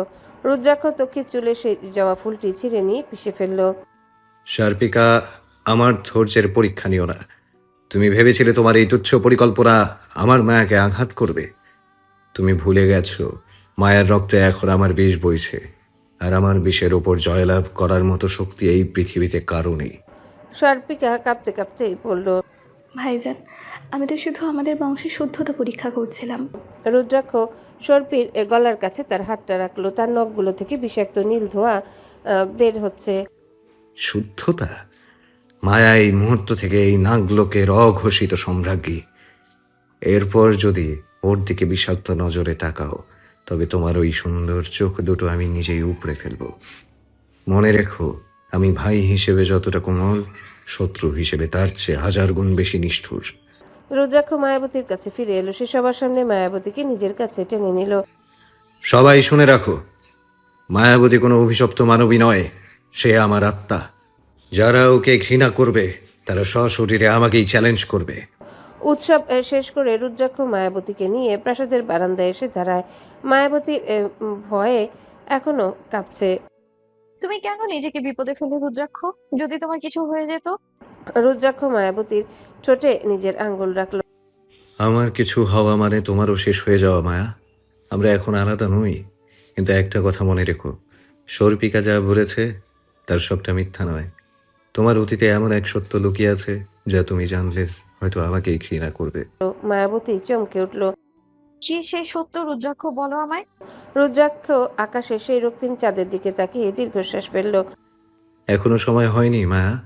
সত্য জানার আগে তোমাকে আরো শক্তিশালী হতে হবে, কারণ সেই সত্য সহ্য করার মতো হৃদয় এখনো তোমার তৈরি হয়নি। হঠাৎ প্রাসাদের নিচ থেকে এক ভয়ঙ্কর চিৎকার ভেসে এলো। মায়াবতীর মা সুহাসিনী দেবী প্রসাদের ফটকে এসে উপস্থিত হয়েছেন। তার হাতে একটা পুরনো তামার কৌটা, যা দেখে কাল ভৈরব সিংহাসন থেকে পড়ে যাচ্ছিলেন। সুহাসিনী দেবী চিৎকার করে বললেন, রুদ্রাক্ষ, আমার মেয়েকে ফিরিয়ে দাও, নতুবা আমি এই কৌটা খুলে দেব, যা তোমাদের পুরো নাগ বংশকে ধ্বংস করে দেবে। মায়াবতী স্তম্ভিত হয়ে গেল। তার অতি সাধারণ মা কিভাবে নাগলোকের পথ খুঁজে পেলেন? আর এই কৌটাতে কি আছে যা দেখে শক্তিশালী নাগরাজরা ভয় পাচ্ছে? নাগলোকের আকাশ থেকে রক্তিম মেঘগুলো সরে গিয়ে এখন গাঢ় বেগুনি রঙে এক অন্ধকার চাদর বিছিয়ে দিয়েছে। প্রাসাদের ফটকে দাঁড়িয়ে থাকা সুহাসিনী বেগমের শরীর বৃষ্টির জলে সিক্ত, কিন্তু তার চোখে মুখে এক অভাবনীয় দৃঢ়তা। যে মা সারা জীবন সাপ দেখে ভয়ে কুঁকড়ে যেতেন, আজ তিনি হাজার হাজার বিষধর নাগনাগিনীর সামনে দাঁড়িয়ে চিৎকার করছেন। তার হাতে থাকা সেই পুরনো তামাটে কৌটাটি থেকে এক অদ্ভুত ধোঁয়া নির্গত হচ্ছে, যা বাতাসের সংস্পর্শের সাথে সাথে চারিপাশের শব্দের হিসিসানি শান্ত হয়ে যাচ্ছে। মায়াবতী প্রাসাদের বারান্দা থেকে তার মাকে দেখে আর্তনাদ করে উঠল। মা, তুমি এখানে কিভাবে এলে? মা চলে যাও, এরা তোমায় মেরে ফেলবে। রুদ্রাক্ষের চোখ তখন ছোট হয়ে এসেছে। সে বারান্দার রেলিংয়ের উপর তার পেশিবহুল হাতটা শক্ত করে চেপে ধরে রেখেছে। তার হাতের শিরাগুলো নীল হয়ে ফুটে উঠছে। সে সুহাসিনী বেগমকে চেনে, কিন্তু তার হাতের ওই কৌটাটি যে কতটা ভয়ঙ্কর হতে পারে তা সে প্রাচীন পুঁথিতে পড়েছিল। রুদ্রাক্ষ মায়াবতীর কানের কাছে গম্ভীর স্বরে বলল, শান্ত হও মায়া। তোমার মা এখানে নিজের ইচ্ছায় আসেননি, তাকে কেউ পথ দেখিয়ে নিয়ে এসেছে। আর ওই কৌটা, ওটা কোনো সাধারণ বস্তু নয়, ওটা হলো সর্পদমিনী সিদ্ধ এক প্রাচীন অবগুণ্ঠন। ওটা খুললে আমাদের পুরো সাম্রাজ্যের শক্তি বিলীন হয়ে যেতে পারে। রুদ্রাক্ষ মায়াবতীকে নিয়ে নিমিষে প্রাসাদের নিচে ফটকের সামনে এসে হাজির হলো। তার চলাচল অতি প্রাকৃত ও ক্ষিপ্ততা। মায়াবতী দৌড়ে তার মায়ের কাছে যেতে চাইল, কিন্তু রুদ্রাক্ষের একটা ইশারায় তার পা দুটো যেন মাটির সাথে জমে গেল। সে এক ইঞ্চিও নড়তে পারল না। মায়াবতী কান্না ভেজা কণ্ঠে বলল, রুদ্রাক্ষ, ছেড়ে দাও আমায়। মা একা বিপদে পড়েছেন। মা, তুমি কেন এলে এখানে? সুহাসিনী বেগম তীব্র স্বরে বললেন, আমি এসেছি তোকে নরক থেকে নিয়ে যেতে মায়া। তুই জানিস না তুই কাদের মাঝে আছিস। এই রুদ্রাক্ষ তোকে ভালোবাসে না। ও তোকে কেবল বন্দি করে রেখেছে ওর স্বার্থের জন্য। ও তোকে সেই অভিশপ্ত জীবনে ফিরিয়ে নিয়ে যেতে চায়, যা থেকে আমি তোকে 20 বছর ধরে আগলে রেখেছি। কালভৈরব তখন সিংহাসন ছেড়ে নিচে নেমে এসেছেন। তার চেহারা এক ভয়ার্ত ছাপ। তিনি সুহাসিনী দেবীর দিকে তাকিয়ে বললেন, হে মানবী, তুমি জানো না তুমি কি আগুন নিয়ে খেলছো। ওই কৌটা যদি একবার উন্মুক্ত হয় তবে কেবল নাগলোক নয়, তোমার মায়াও সেই আগুনের শিখায় ভস্ম হয়ে যাবে। কারণ ওর রক্তে এখন নাগিনীর সত্তা জেগে উঠেছে। সুহাসিনী বেগম অট্টহাসি দিয়ে উঠলেন, ভস্য হলে হোক, আমার মেয়ে এই রাক্ষসদের রানী হওয়ার চেয়ে মরে যাওয়াও ভালো। রুদ্রাক্ষ, তুই যদি এখনই মায়াকে মুক্ত না করিস তবে আমি এই ঢাকনা খুলে দেব। রুদ্রাক্ষ ধীরে ধীরে সুহাসিনী বেগমের দিকে এগিয়ে যেতে লাগলো। তার প্রতিটা পদক্ষেপ ছিল মরণ বাঘের মতো নিঃশব্দ। তার তার প্রতিটা পদক্ষেপ ছিল মরণঘানি বাঘের মতো নিঃশব্দ। তার পিঠে সেই বিশাল নাগরাজটি হালকা লাল বর্ণ ধারণ করেছে, কিন্তু তার মুখে এক শীতল হাসি। সুহাসিনী মা, আপনি কি সত্যি মনে করেন এই কৌটা দিয়ে আমাকে থামাতে পারবেন? আপনি মায়াকে ভালোবাসেন, তাই না? কিন্তু আপনি কি জানেন মায়া আমার স্পর্শ ছাড়া বাঁচতে পারবে না। ওর শরীরে এখন আমার দেয়া বিষ বইছে। আমাকে ছেড়ে ও যদি আপনার সাথে যায় তবে 3 দিনের মাথায় ওর শরীর ভেতর থেকে জ্বলে খাক হয়ে যাবে। আপনি কি চান আপনার মেয়ে ঠুকে ঠুকে মরুক? মায়াবতী রুদ্রাক্ষের কথা শুনে স্তব্ধ হয়ে গেল। সে কি সত্যিই রুদ্রাক্ষের উপর এতটা নির্ভরশীল হয়ে পড়েছে? সে নিজের হাতের দিকে তাকালো। সেখানে নীল রঙের শিরাগুলোকে লক লক করছে। রুদ্রাক্ষ মায়াবতীর দিকে না তাকিয়ে হাত বাড়িয়ে দিল। মায়াবতী চুম্বকের মতো তার দিকে টান অনুভব করলো। তার জমানো পা দুটো খুলে গেল এবং সে ধীরে ধীরে রুদ্রাক্ষের পেছনে গিয়ে দাঁড়ালো। রুদ্রাক্ষ মায়াবতীর দিকে না তাকিয়ে বলে উঠল, মায়া, বলো তোমার মাকে, তুমি কি ওনার সাথে যাবে নাকি আমার এই অন্ধকার প্রাসাদে আমার রানী হয়ে থাকবে? মনে রেখো মায়া, তোমার মা তোমাকে দিয়েছে এক নশ্বর মানুষের জীবন, আর আমি তোমাকে দিচ্ছি এক অবিনশ্বর সাম্রাজ্যের রাজত্ব। তোমার শরীরে যে আগুন জ্বলছে তার শীতলতা কেবল আমার এই বুকেই আছে। মায়াবতী দ্বন্দ্বে পড়ে গেল। একদিকে তার জন্মদাত্রী মা আর অন্যদিকে তার আত্মার মালিক রুদ্রাক্ষ। সে সুহাসিনী বেগমের দিকে তাকিয়ে দেখলো তার মায়ের চোখ দিয়ে অশ্রু পড়ছে। আবার রুদ্রাক্ষের দিকে তাকাতেই তার রক্তে উন্মাদনা শুরু হচ্ছে। ঠিক এই চরম উত্তেজনার মুহূর্তে প্রাসাদের আড়ালে দাঁড়িয়ে থাকা সার্পিকা একটা ছোট্ট পাথরে সুহাসিনী বেগমের হাত লক্ষ্য করে ছুঁড়ে মারল। সর্পিকা চায় কৌটাটা খুলুক, যাতে রুদ্রাক্ষ আর মায়াবতী দুজনেই দুর্বল হয়ে পড়ে এবং সে সিংহাসন দখল করতে পারে। পাথরের আঘাতে সুহাসিনী বেগমের হাত থেকে কৌটাটা ছিটকে মাটিতে পড়ে গেল। ঢাকনাটা কিছুটা আলগা হয়ে যেতে সেখান থেকে এক প্রচণ্ড নীল ধোঁয়া বের হয়ে এলো। সেই ধোঁয়ায় বিভীষিকাময় সুর শোনা গেল, সহস্র সাপের আর্তনাদ। নাগলোকের রক্ষীরা মাটিতে লুটিয়ে পড়ল যন্ত্রণায়। কালভৈরব নিজের কানে হাত চেপে ধরে বসে পড়লেন। রুদ্রাক্ষের শরীর সেই সাপগুলো কালো হয়ে যেতে লাগলো। সে যন্ত্রণায় হাঁটু গেড়ে বসে পড়ল। তার মুখটা ইতিমধ্যে ফ্যাকাশে হয়ে গেছে। রুদ্রাক্ষ দাঁতে দাঁত চেপে বলল, মায়া, কৌটা বন্ধ করো, নতুবা আমি শেষ হয়ে যাব।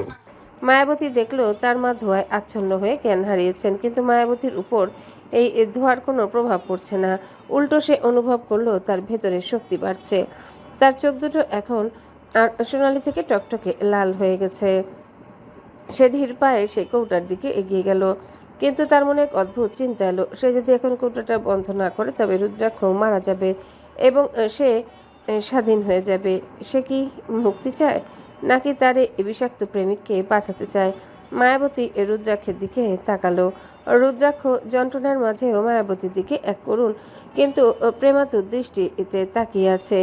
সে চোখে ছিল এক অসীম আকুতি। মায়াবতী মনে মনে বলল, না রুদ্রাক্ষ, তোমাকে আমি মরতে দিতে পারি না। তুমি আমার দহন হতে পারো, কিন্তু তুমি আমার একমাত্র আশ্রয়। মায়াবতী নিজের হাত দিয়ে সেই ধোঁয়া উপেক্ষা করে কৌটাটি আঁকড়ে ধরল। তার হাতের তালু পুড়ে যেতে লাগলো, কিন্তু মায়াবতী সেদিকে ভ্রুক্ষেপ করলো না। সে গায়ের জোরে কৌটার ঢাকনাটা লাগিয়ে দেয়। মুহূর্তে চারিদিক শান্ত হয়ে গেল।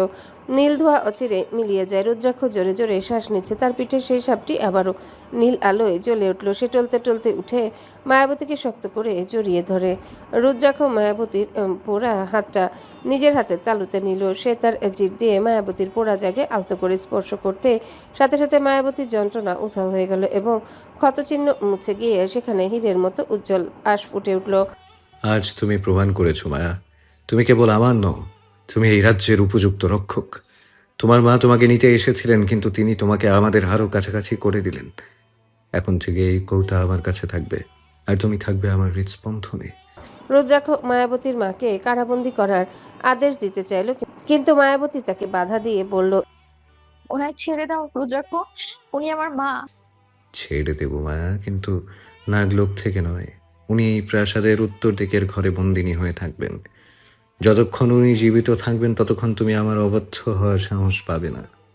আমার ভালোবাসা সব ক্ষেত্রে থাকবে না মায়া, আর এটাই আমার কৌশল। যারা মায়া রুদ্রাক্ষের দিকে তাকিয়ে ভাবল, রুদ্রাক্ষ তার মায়ের প্রাণ ভিক্ষা দিয়ে আসলে চিরজীবনের জন্য কি নিজের দাস বানিয়ে রাখবে? তার মা এখন রুদ্রাক্ষের হাতের পুতুল। রুদ্রাক্ষ মায়াবতীকে কোলে তুলে নিয়ে সিঁড়ি দিয়ে উপরে উঠে যেতে লাগলো। যেতে যেতে সে কালভৈরবের দিকে তাকিয়ে বলল, পিতা, আজ থেকে মায়ার সম্মানে কোনো কমতি হলে এই প্রাসাদ আমি শ্মশান ঘাটে পরিণত করব, মনে রাখবেন। রাতের নিস্তব্ধতা নাগা লোকে এক ভূতরে রূপ নিয়েছে।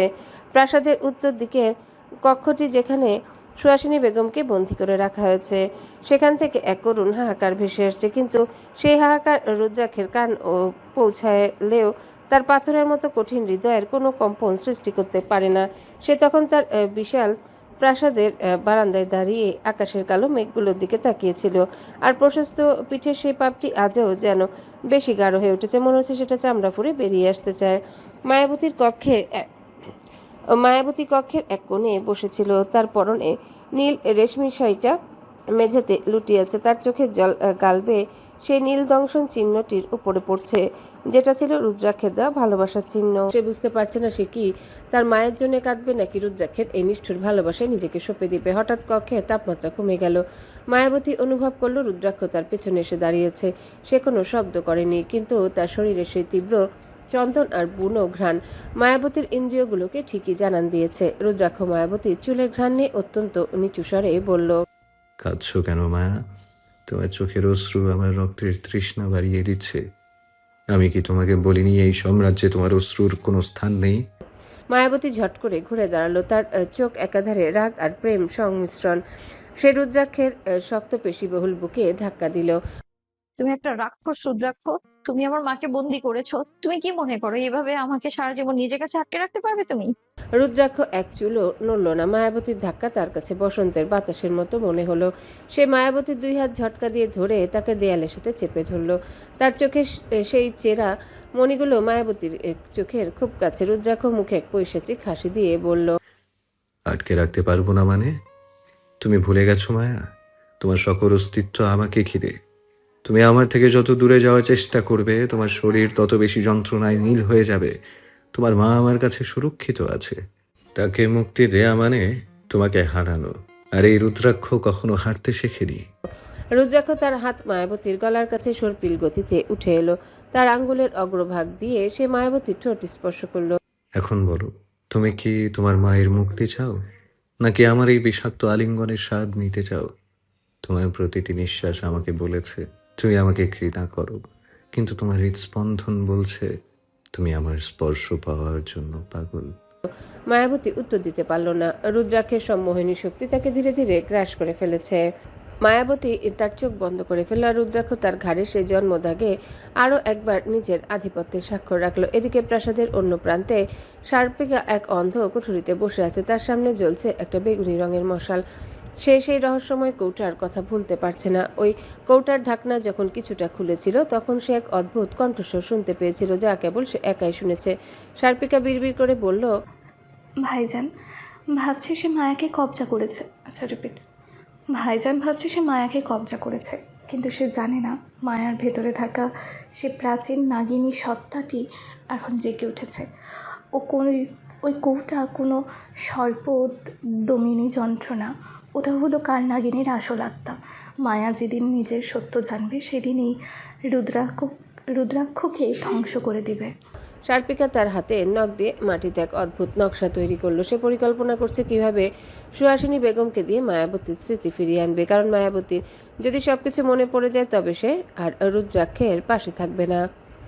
রাতের দ্বিতীয় প্রহর। রুদ্রাক্ষ মায়াবতীকে কোলে তুলে নিয়ে বিছানায় শুইয়ে দিল।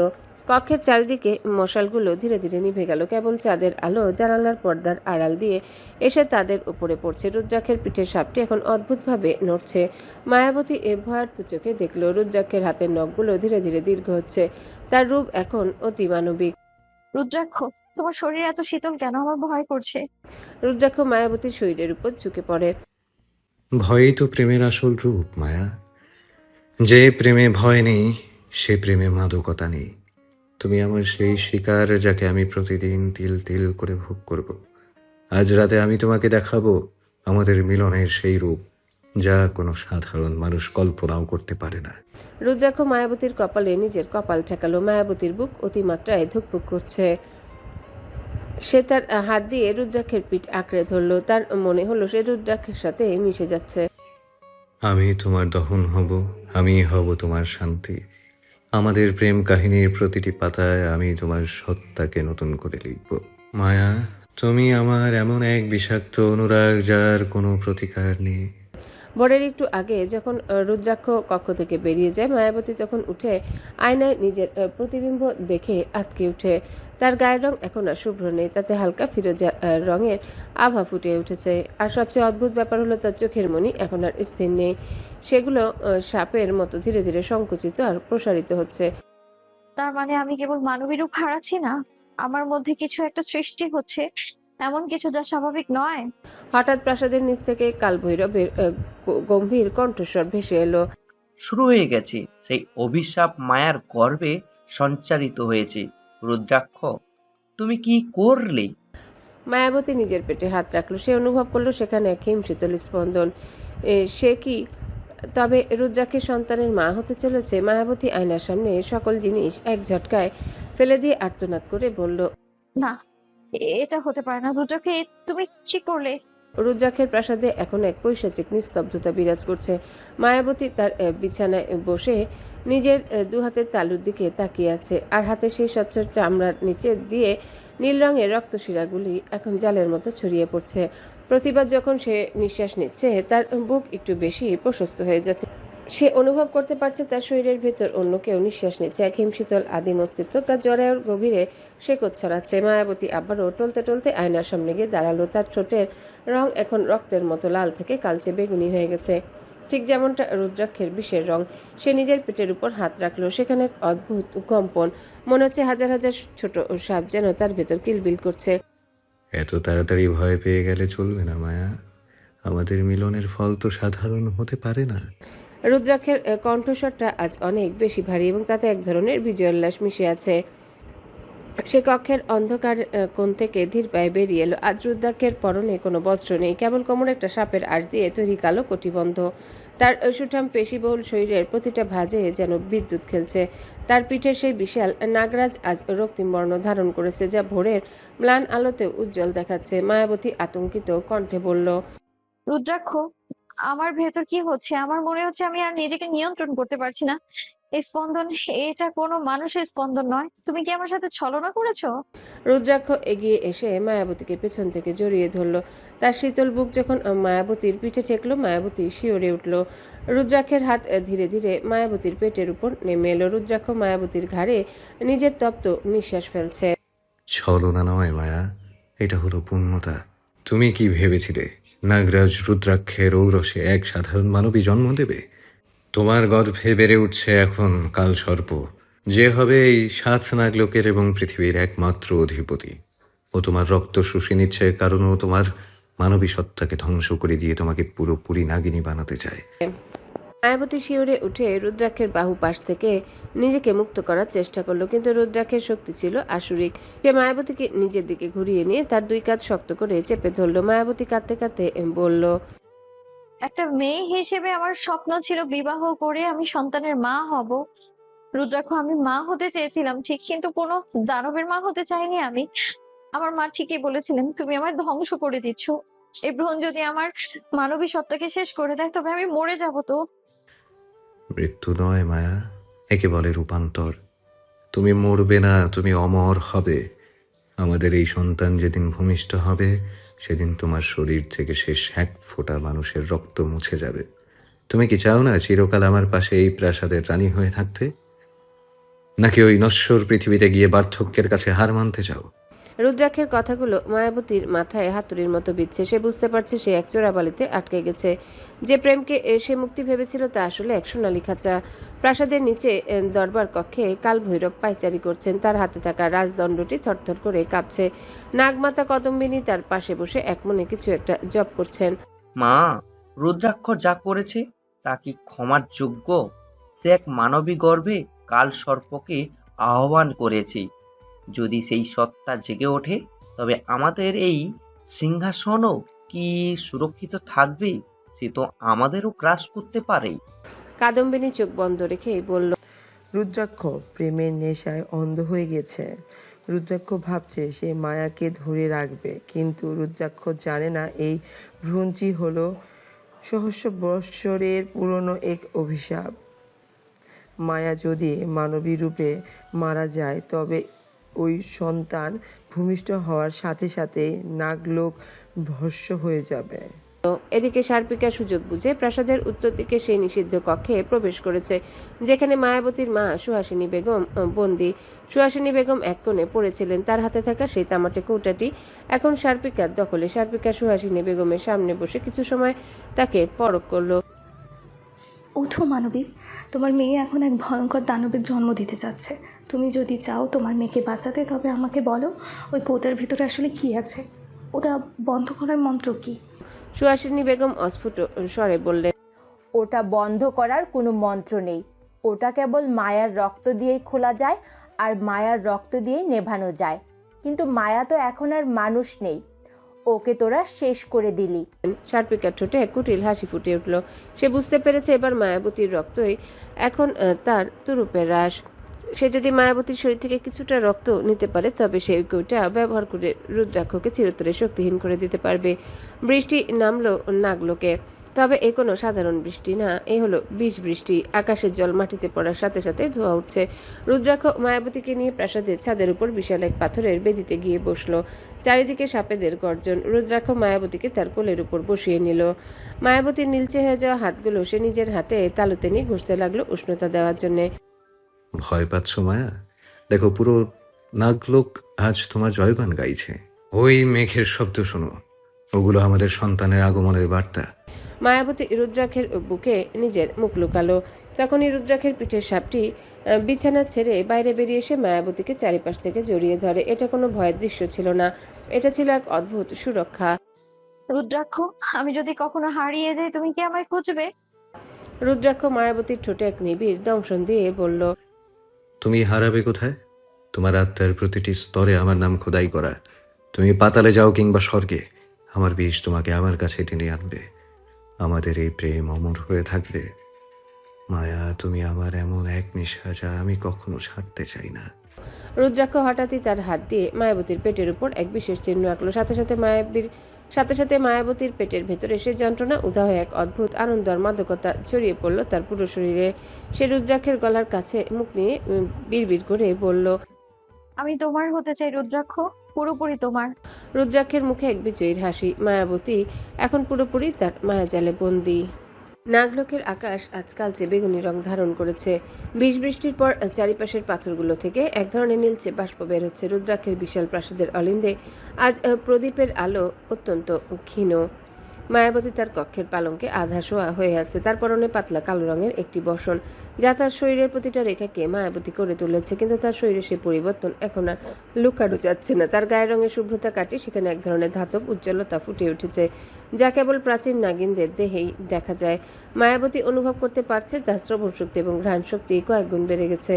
সে এখন প্রাসাদের দেয়ালে চলা ছোট পোকামাকড়ের শব্দ স্পষ্ট শুনতে পায়। কিন্তু এই নতুন শক্তির সাথে সাথে তার মনে এক অদ্ভুত হাহাকার তৈরি হয়েছে। সে রুদ্রাক্ষকে চায়, তার সেই শীতল পরশ, তার সেই অধিকার প্রবণ আলিঙ্গন। হঠাৎ কক্ষের দরজাটা মৃদু শব্দে খুলে গেল।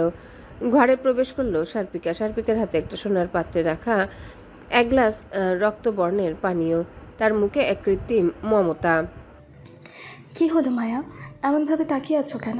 আমি তোমার জন্য আমাদের নাগলোকের বিশেষ রক্ত জবা রস নিয়ে এসেছি। এটা খেলে তোমার গর্ভের সন্তান আরাম পাবে। মায়াবতী সার্পিকাকে বিশ্বাস করে না। সে সার্পিকার চোখের দিকে তাকালো। সার্পিকার চোখ দেখে মনে হচ্ছে যেন কিছু একটা লুকাচ্ছে। মায়াবতী ক্লান্ত স্বরে বলল, রুদ্রাক্ষ কোথায়? সে নিজে কেন আসেনি? ভাইজান এখন আর সেই গোপন কক্ষে ধ্যান করছেন। তুমি তো জানো না, মায়া প্রতি পূর্ণিমার আগে ভাইজানকে তার বিষের তেজ কমানোর জন্য ওই কক্ষে একা থাকতে হয়। যাই হোক, এটা খেয়ে নাও। মায়াবতীর অনিচ্ছা সত্ত্বেও পানীয়টা হাতে নিল, কিন্তু যে সে পাত্রটি তার ঠোঁটের কাছে নিল, তার পেটের ভিতরে সেই নীল ভ্রূণটি প্রচণ্ডভাবে নড়ে উঠল। মনে হলো সে মায়াবতীকে সতর্ক করছে। মায়াবতী তৎক্ষণাৎ পাত্রটি সরিয়ে রাখলো। আমি এখন কিছু খাবো না সার্পিকা, তুমি যাও। সর্পিকার মুখটা মুহূর্তে ক্রূর হয়ে গেল। সে মায়াবতীর কাছে এসে নিচু স্বরে বলল, তুমি নিজেকে খুব ভাগ্যবতী মনে করো, তাই না? কিন্তু মনে রেখো মায়া, ওই গর্ভের সন্তান যখন ভূমিষ্ঠ হবে, তখন রুদ্রাক্ষ তোমাকে আর এই প্রাসাদে রাখবে না। নাগ বংশের প্রথা অনুযায়ী মানবী মাতার কোনো স্থান নেই আমাদের ইতিহাসে। তোমাকে হয়তো বলি দেওয়া হবে, নতুবা চিরকালের জন্য নির্বাসনে পাঠানো হবে। সর্পিকা চলে যাওয়ার পর মায়াবতীর বুকের ভেতরটা কেমন কেঁপে উঠল। রুদ্রাক্ষ কি সত্যি এমনটা করবে? সে কি কেবল তার সন্তানের জন্যই আমার ব্যবহার করছে? ধীরে ধীরে রাত আরো গভীর হচ্ছে। মায়াবতীর কৌতূহল আর উদ্বেগে সীমা রইল না। সে রুদ্রাক্ষের সেই গোপন কক্ষটি দেখার সিদ্ধান্ত নিল। অবশ্য রুদ্রাক্ষ তাকে সেখানে যেতে নিষেধ করেছে। কিন্তু আজ আমি যাব। মায়াবতী তার কক্ষ থেকে অতি সন্তর্পণে বেরিয়ে এলো। তার পায়ের প্রতিটা পদক্ষেপ মেঝের উপর কোনো শব্দ করছে না। সে প্রাসাদের একদম নিচের তলায় আসে, যেখানে অন্ধকারে চারিপাশ কালো হয়ে আছে। মায়াবতী হাঁটতে হাঁটতে সেখানে পৌঁছে গেল। সামনে দেখতে পেল এক বিশাল পাথরের দরজা, যার উপর দুটো সাপ পরস্পরকে জড়িয়ে আছে। এটা সেই নিষিদ্ধ কক্ষ। মায়াবতীর দরজায় হাত দিতে দরজাটা আপনা আপনি খুলে গেল। ভেতরে প্রবেশ করতেই তার নাকে এলো 1000 বছরের পুরনো শুকনো চামড়ার এক অদ্ভুত তীব্র উগ্র গন্ধ। ঘরের মাঝখানে রুদ্রাক্ষ বসে আছে, কিন্তু একই রুদ্রাক্ষের পিঠে সেই বিশাল নাগরাজটি এখন পুরোপুরি তার শরীর থেকে আলাদা হয়ে শূন্যে ভাসছে। সেটি এখন আর কোনো সাপের চিহ্ন নয়, একটি রক্তচক্ষু বিশাল কৃষ্ণবর্ণের নাগরাজ। সেই সাপটি রুদ্রাক্ষের চারিদিকে সর্পিল গতিতে ঘুরছে এবং মাঝে মধ্যে রুদ্রাক্ষের ঘাড়ে দংশন করছে। কিন্তু অবাক করার বিষয়, এতে রুদ্রাক্ষ তার শরীরে একটু যন্ত্রণা অনুভব করছে না, বরং এক পরম সুখে তার চোখ ছোট হয়ে আসছে। মায়াবতী স্তম্ভিত হয়ে দেখলো রুদ্রাক্ষের গায়ের চামড়া মাছের আঁশের মতো খসে খসে পড়ছে এবং তার নিচ থেকে নতুন উজ্জ্বল তামাটে চামড়া বেরিয়ে আসছে। এটি হলো নির্মুখ ত্যাগ বা খোলস বদলানোর, কিন্তু এটা কোনো সাধারণ মানুষের সাপের মতো না। রুদ্রাক্ষের এই খোলস বদলানোর দৃশ্য অত্যন্ত ভয়ঙ্কর এবং একই সাথে সম্মোহনী। মায়াবতী অস্ফুট স্বরে ডাকলো, রুদ্রাক্ষ। রুদ্রাক্ষের চোখ মুহূর্তে খুলে গেল। তার সেই চোখের মণি এখন আর গোল নেই, পুরোপুরি চেরা, আর তাতে এক ধরনের অতিপ্রাকৃত নীল আলো জ্বলছে। রুদ্রাক্ষ মায়াবতীকে দেখে গর্জন করে উঠল, কে? মায়া, তুমি এখানে কেন এসেছো? আমি কি তোমাকে নিষেধ করিনি? রুদ্রাক্ষ এক লাফে মায়াবতীর সামনে এসে দাঁড়ালো। তার খোলস ত্যাগ করা অর্ধসমাপ্ত শরীরটা এখন অদ্ভুত দেখাচ্ছে। তার সারা শরীরে এক ধরনের লালাপ আঠালো পর্দা তো লেগে আছে। সে মায়াবতীর গলা চেপে ধরে তাকে দেয়ালের সাথে সজোরে চেপে ধরল। রুদ্রাক্ষ তীব্র ক্রোধে বলতে লাগলো, আমার একান্ত ব্যক্তিগত মুহূর্তগুলো দেখার সাহস কিভাবে হলো তোমার? তুমি কি জানো না এই অবস্থায় আমার ভেতরে কোনো মানুষের জন্য মায়া থাকে না? আমি এখন তোমাকে ছিঁড়ে খেয়ে ফেলতে পারি। মায়াবতী রুদ্রাক্ষের চোখের দিকে তাকালো, কিন্তু সে ভয় পেল না। মায়াবতী তার নিজের হাত বাড়িয়ে রুদ্রাক্ষে সে আটালো গাল স্পর্শ করলো। মায়াবতী শান্ত স্বরে বলল, তুমি যদি আমাকে শেষ করতে চাও তবে তাই হোক রুদ্রাক্ষ, কিন্তু আমার এই কষ্ট এবং যন্ত্রণার মুহূর্তে আমি তোমাকে একা থাকতে দেব না। তোমার এই ভয়ঙ্কর রূপও আমার কাছে প্রিয়। কেন তুমি আমার কাছে এইসব গোপন করো? মায়াবতীর স্পর্শে রুদ্রাক্ষের সেই আদিম হিংস্রতা ধীরে ধীরে স্তিমিত হয়ে এলো। তার চোখের নীল আলো নিভে গিয়ে আবারও সেই মোহনীয় অ্যাম্বার রং ফিরে এলো। সে মায়াবতীকে ছেড়ে দিয়ে মেঝের উপর হাঁটু গেড়ে বসে পড়ল। তার শরীর কাঁপছে। রুদ্রাক্ষ ভগ্ন স্বরে বলল, আমি চাইনি তুমি আমার এই কুৎসিত রূপটা দেখো মায়া। প্রতি বছর এই সময় আমাকে আমার পুরনো খরচ আর পুরনো স্মৃতি ত্যাগ করতে হয়। এই সময়টা আমি সবচেয়ে দুর্বল থাকি। আমি ভয় পেয়েছিলাম তুমি যদি আমাকে এই অবস্থায় দেখো তবে তুমি আমাকে ঘৃণা করবে। মায়াবতী রুদ্রাক্ষের পেছনে গিয়ে বসলো এবং তাকে জড়িয়ে ধরল। সে তার মুখ রুদ্রাক্ষের সেই ক্ষতবিক্ষত পিঠে রাখলো, যেখানে নাগরাজ সাপটি আবারও সেখানে স্থাপন হয়ে গেছে। হ্যালো বন্ধুরা, পরবর্তী পার্ট খুব তাড়াতাড়ি আসবে, তো সবাই অপেক্ষায় থাকো। আর চ্যানেলটি যারা এখনো সাবস্ক্রাইব করনি তারা পরবর্তী পার্ট দেখার জন্য চ্যানেলটি সাবস্ক্রাইব করে রেখো। ধন্যবাদ সবাইকে, আমাদের সাথেই থেকো।